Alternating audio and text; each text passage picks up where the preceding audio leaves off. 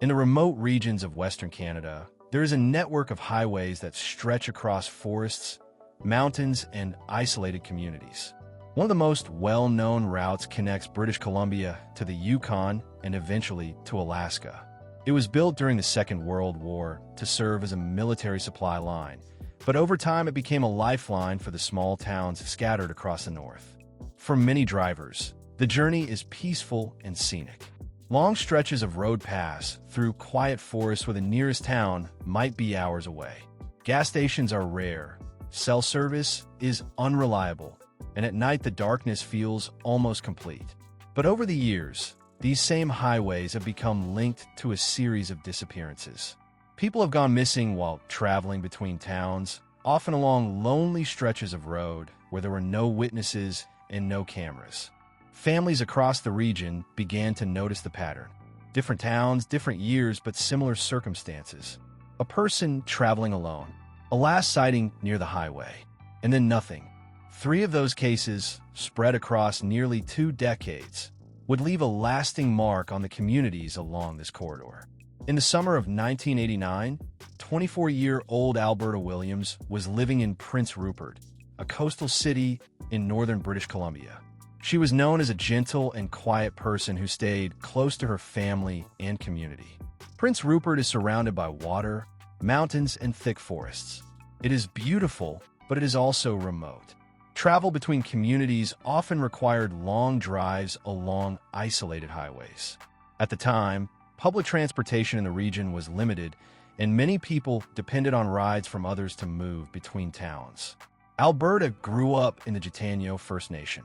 She was described by relatives as someone who preferred calm environments and familiar faces.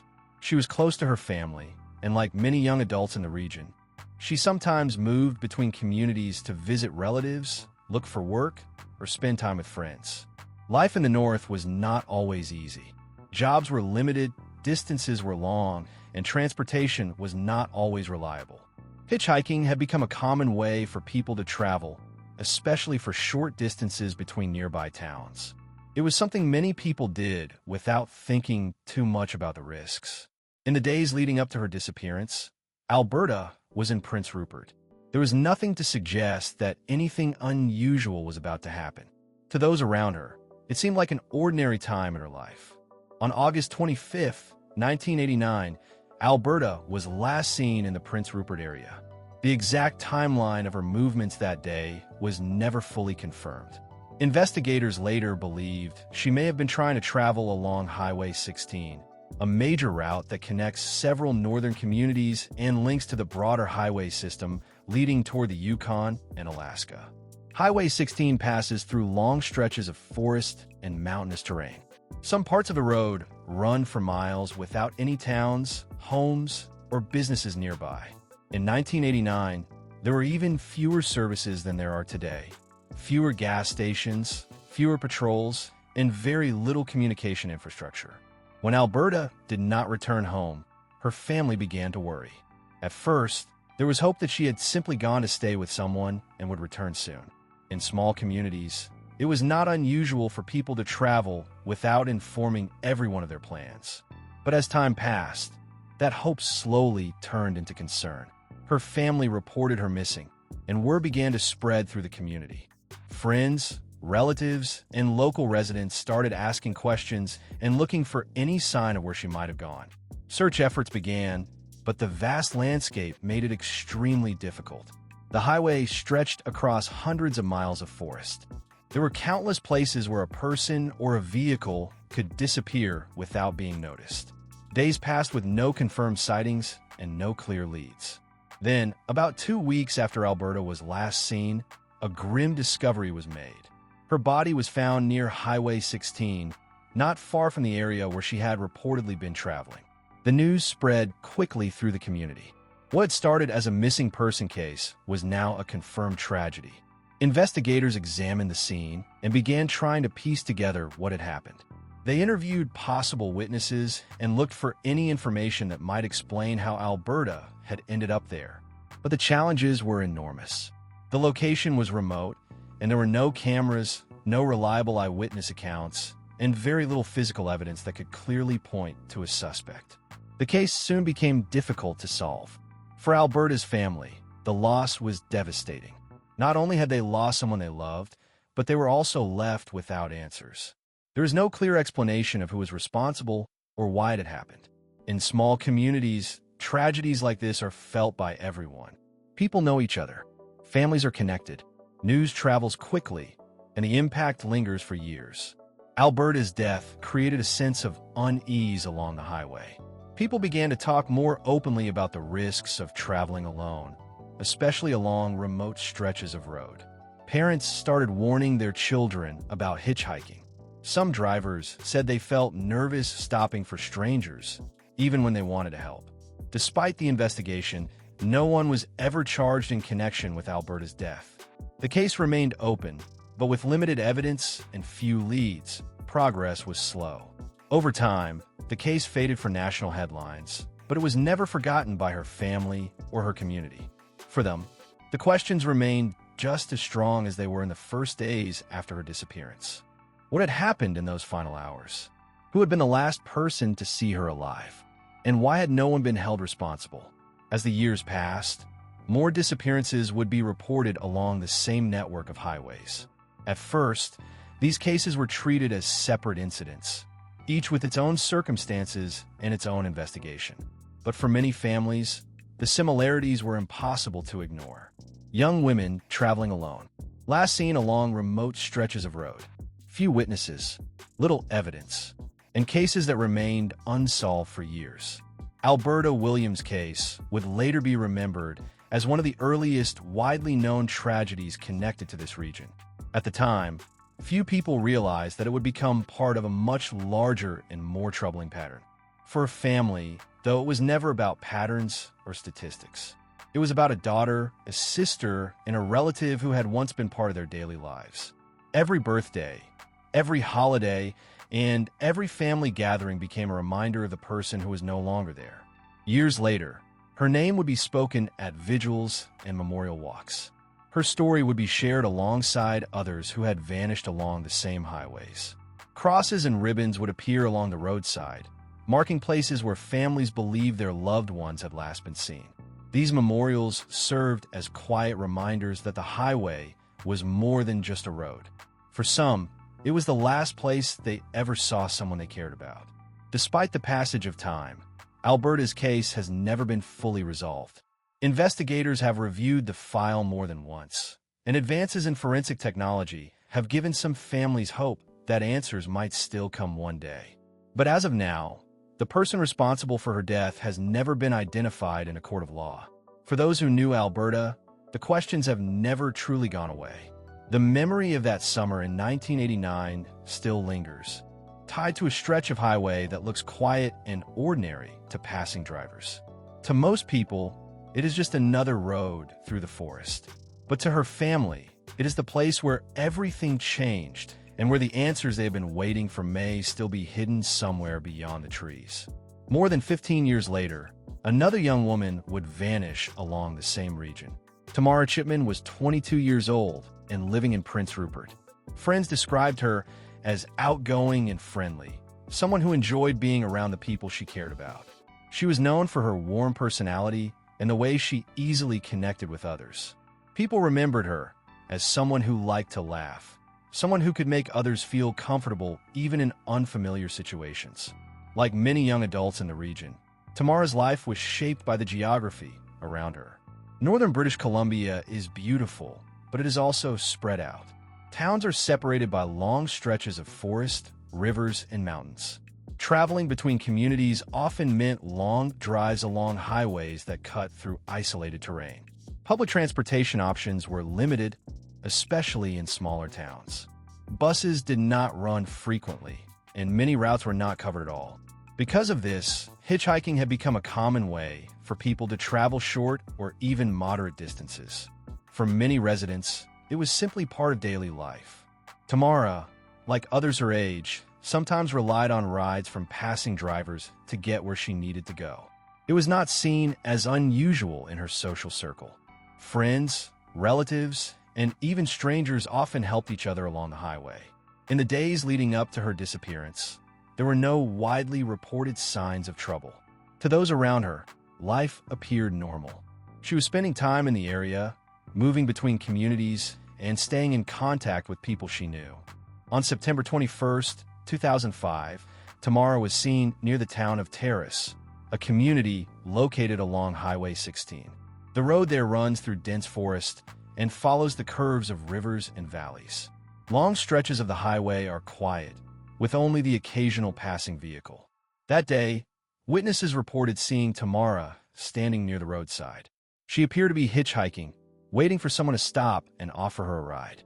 It was a common sight along that highway, and at the time, there was nothing about it that would have drawn special attention. The sighting seemed ordinary. A young woman waiting for a ride on a familiar road. Cars passing by, the sound of tires on pavement, and the wind moving through the trees. But that moment would become the last confirmed time anyone saw her. When Tamara failed to return home or contact her family, concern began to grow. At first, there was hope that she had simply gone to stay with someone or had found a ride to another town. It was not unusual for people in the region to travel without leaving a detailed plan behind. But as hours turned into days, that hope began to fade. Her family reported her missing, and the case quickly drew attention within the local community. Friends and relatives began making calls, asking around, and checking with anyone who might have seen her. Search efforts were organized. Volunteers and family members looked along the highway and surrounding areas. Posters were distributed, and her photo was shared in nearby towns. Police began their investigation. They interviewed witnesses who had seen her near the road. They asked drivers if they had picked up anyone matching her description.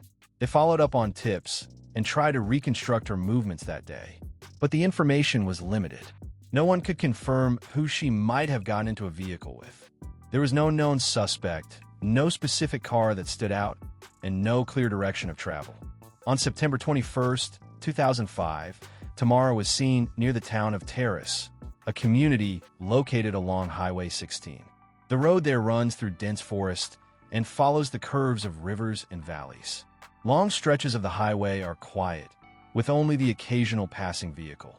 That day, witnesses reported seeing Tamara standing near the roadside. She appeared to be hitchhiking, waiting for someone to stop and offer her a ride. It was a common sight along that highway, and at the time, there was nothing about it that would have drawn special attention. The sighting seemed ordinary. A young woman waiting for a ride on a familiar road. Cars passing by, the sound of tires on pavement, and the wind moving through the trees. But that moment would become the last confirmed time anyone saw her. When Tamara failed to return home or contact her family, concern began to grow. At first, there was hope that she had simply gone to stay with someone or had found a ride to another town. It was not unusual for people in the region to travel without leaving a detailed plan behind. But as hours turned into days, that hope began to fade. Her family reported her missing, and the case quickly drew attention within the local community. Friends and relatives began making calls, asking around, and checking with anyone who might have seen her. Search efforts were organized. Volunteers and family members looked along the highway and surrounding areas. Posters were distributed, and her photo was shared in nearby towns. Police began their investigation. They interviewed witnesses who had seen her near the road. They asked drivers if they had picked up anyone matching her description. They followed up on tips and tried to reconstruct her movements that day. But the information was limited. No one could confirm who she might have gotten into a vehicle with. There was no known suspect, no specific car that stood out, and no clear direction of travel. Unlike some other cases, there was no discovery and no fixed location where investigators could focus their search. There were no confirmed signs of struggle, no abandoned belongings, and no physical evidence that could point to what had happened. Tamara had simply disappeared along the highway. For investigators, cases like this are especially difficult.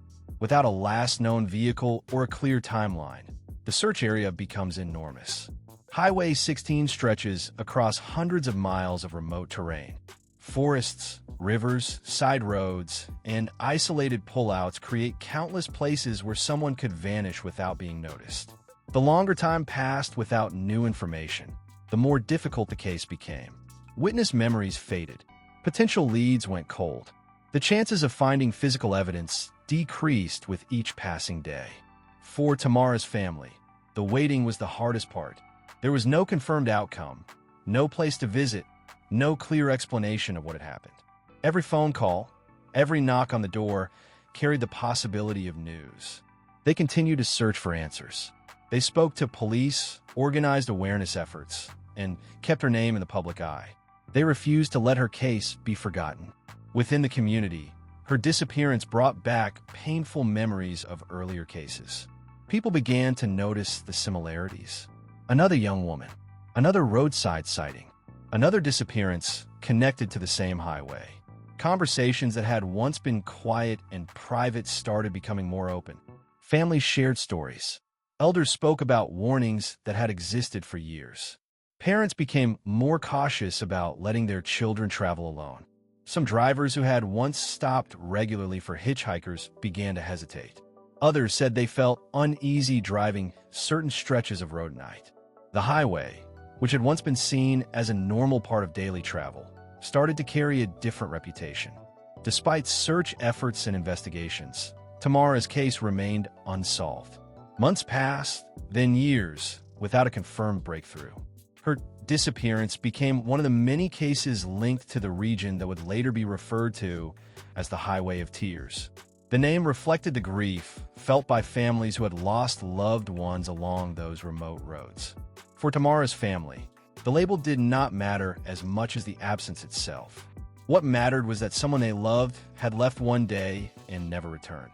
They continued to attend vigils and memorial walks. They joined other families who were also searching for answers. Together, they shared stories, photos, and memories of the people who had disappeared. These gatherings were not only about grief. They were also about support, awareness, and the hope that one day the truth might come out. Over time, investigators revisited several cases connected to the highway. Advances in forensic science and new tips occasionally brought renewed attention. But progress was slow, and many cases remained open without clear resolutions. Tamara's disappearance stood out because of how little was known. There was no confirmed vehicle, no identified suspect, and no physical trace that clearly showed what had happened after that final roadside sighting. For her family, that uncertainty never truly faded. Every passing year marked another stretch of time without answers. Her name continued to be spoken at memorials, printed on posters, and remembered in conversations about the safety of the northern highways. For many people in the region, her story became a reminder of how quickly an ordinary day could turn into something else. On that September day in 2005, she was simply standing near the road, waiting for a ride, just like many others had done before her. There was nothing in that moment to suggest it would be the last time anyone would see her. But for her family, that quiet stretch of highway would forever be tied to unanswered questions and to the memory of a young woman whose journey never reached its destination. Less than a year after Tamara's disappearance, another tragedy struck the region. Ayla Sarek Auger was only 14 years old. She lived in Prince George and was described as friendly and energetic. People who knew her said she had an easy smile and a lively personality. She enjoyed spending time with friends and family, and like many teenagers, she was still figuring out what she wanted her future to look like. Prince George is one of the larger communities in northern British Columbia, but is still surrounded by vast stretches of forest and long, isolated highways. Life there often involves traveling between neighborhoods, nearby towns, and rural areas. For many residents, especially those without access to regular transportation, hitchhiking had become part of everyday life. In that region, it was not uncommon to see people standing near the roadside, waiting for a ride. The distances between places were long, and public transit options were limited. Many families relied on rides from friends, relatives, or even strangers to get where they needed to go. Ayla was part of that environment. Like many others, she sometimes depended on rides to travel short distances. It was not something that felt unusual or especially dangerous at the time. It was simply part of how people moved around the area. On February 2nd, 2006, Ayla was last seen near Highway 16. The road runs through dense forest and open stretches of land, connecting communities that can be separated by dozens or even hundreds of miles. That day, she was reportedly trying to hitchhike to her destination. It was a routine decision, one that many others in the region had made countless times before. But when she did not return home, her family quickly became worried. At first, there was hope that she had simply stayed with someone or that her plans had changed. Teenagers sometimes lose track of time or stay out longer than expected. But as hours passed without any contact, that hope began to fade. Her family reported her missing, and a search began. Friends, relatives, and community members came together to look for any sign of her. Posters were distributed, and her photo was shared across the region. The fact that she was only 14 made the situation even more urgent. People across the community felt the weight of it. This was not just another missing adult case. This was a young teenager who should have been safe at home. Police began their investigation. They tried to trace her last known movements, interview possible witnesses, and identify anyone who might have seen her along the highway. But the challenge was the same as it had been in previous cases. The highway stretched across vast areas of wilderness. There were countless places where someone could stop a vehicle without being noticed. There were long stretches of road with no houses, no businesses, and no cameras. Days turned into weeks, and the search continued. Family members waited for news, hoping for a positive outcome. Every update from investigators was met with a mix of fear and hope. The community followed the case closely, wanting to see her brought home safely. Then, in March, about a month after she was last seen, a terrible discovery was made. Aila's remains were found in a wooded area near Highway 16, not far from where she had last been seen. The news spread quickly, and the hope that had carried her family through the search was replaced with grief. The case drew national attention.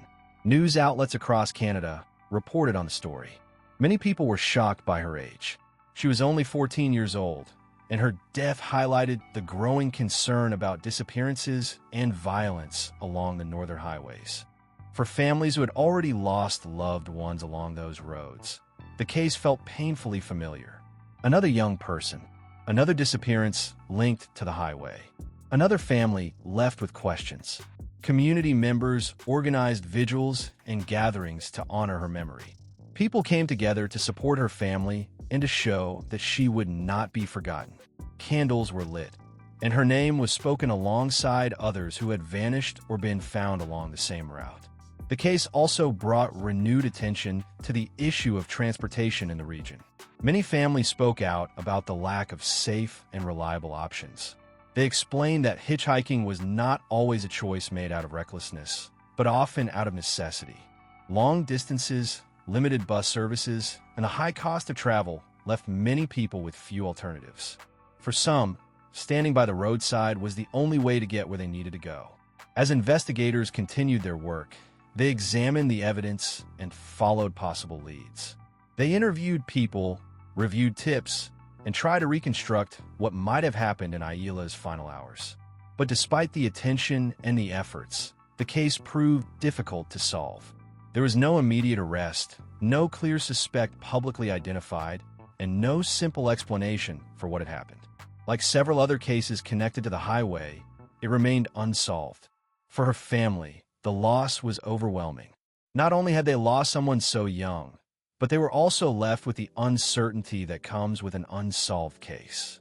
There were questions that could not be answered, and that uncertainty made the grief even harder to bear. As the years passed, Aila's name became part of a larger conversation about safety along Highway 16. Her case was often mentioned when people spoke about the pattern of disappearances and deaths in the region. Advocates and family members pushed for more awareness, better transportation options. Memorial walks were organized along sections of the highway. Crosses, ribbons, and small signs appeared along the roadside, marking places connected to the victims. Each marker represented a life that had been lost and a family still searching for answers. For many people in the region, the highway no longer felt like just a road. It carried memories and warnings that were passed down through communities. Aila's case stood out because of her age. She was only 14, one of the youngest victims connected to the highway. Her story became a reminder of how vulnerable young people could be in remote areas without safe ways to travel. Despite the passage of time, investigators have continued to review unsolved cases connected to the region. Advances in forensic technology occasionally bring renewed hope to families. But as of now, Ailea's case remains unsolved. For her loved ones, the memory of that winter never fades. Each year is another reminder of a life she might have lived. By this point, the similarities between these cases were impossible to ignore. Young women traveling alone, remote highways with long distances between towns, last sightings near the roadside, and in many cases, no clear suspects. Communities along the corridor began to speak out. Families organized memorials, searches, and public meetings. One major issue they raised was the lack of reliable transportation. In some areas, buses ran only once or twice a week, leaving hitchhiking as the only option for many people. In these communities, distances were measured in hours, not minutes. Without a personal vehicle, simple trips became difficult. Hitchhiking slowly became part of everyday life, even though the highways carried travelers from far outside the region. As more families share their stories, the pattern became clear. Similar disappearances, similar last sightings, the same long stretches of empty highway. Advocates called for better investigations, improved safety measures, and reliable transportation services. Many believed that safe and affordable travel options could prevent future tragedies. Today, thousands of vehicles still travel these roads every year. Tourists pass through the mountains, truck drivers deliver supplies, and families move between towns. On the surface, it looks like any other quiet highway through the wilderness. But for the families of those who vanished, the road carries a different meaning. It is the last place their loved ones were seen. The names of Alberta Williams, Tamara Chipman, and Aila Saragauger are only a few among many connected to these remote routes. And as the highway continues through the forests and mountains, the questions remain. Subscribe for more true stories that deserve to be heard.